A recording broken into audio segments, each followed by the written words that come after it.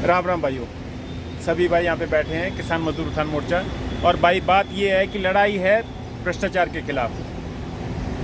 जो शुरुआत से ही किसान और मजदूर के साथ भ्रष्टाचार का सबसे ज़्यादा भुगतभोगी होता है वो किसान और मजदूर होता है, क्योंकि निचला तबका है, देने की क्षमता नहीं है और लेने की हिम्मत नहीं है।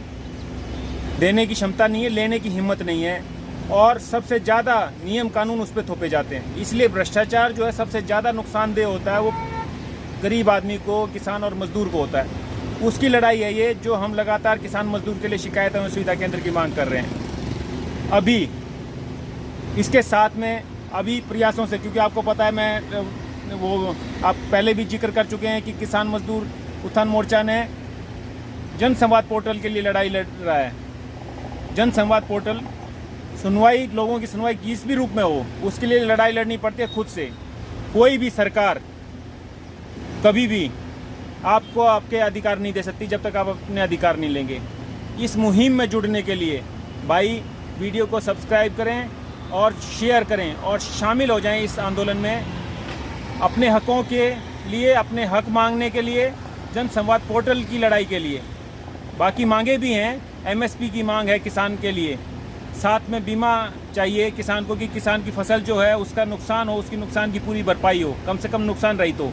लेकिन सुनवाई होना भी एक प्राथमिकता है, और जिसके लिए जन संवाद पोर्टल 8 अप्रैल को मुख्यमंत्री श्री मनोहर लाल खट्टर जी ने घोषित किया था।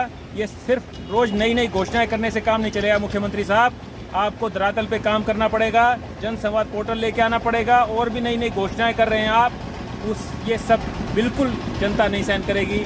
कम से कम लोगों की सुनवाई हो। आपको पता है आरटीआई, सीएम विंडो, ये सब वीक होते जा रहे हैं, इन पर सुनवाई नहीं होती, बोटलनेक लगाया हुआ है। आपके अपने कार्यकर्ताओं की सुनवाई होती है। तो यहाँ पे आप लोगों को, लड़ाई हम लड़ रहे हैं लेकिन देरी आप कर रहे हैं, लटका आप रहे हैं। ये हमने 17 क्या तारीख थी भाई, 7 जून को गोची में भी भाई ये दिया था ज्ञापन, उस पर भी कोई कार्रवाई नहीं है। और पहले ही कार्रवाई ज्ञापन की नहीं होनी चाहिए। आपने खुद घोषणा की है कि जन संवाद पोर्टल अधिकारियों की काम करने की क्षमता को उसको सुनिश्चित करेगा।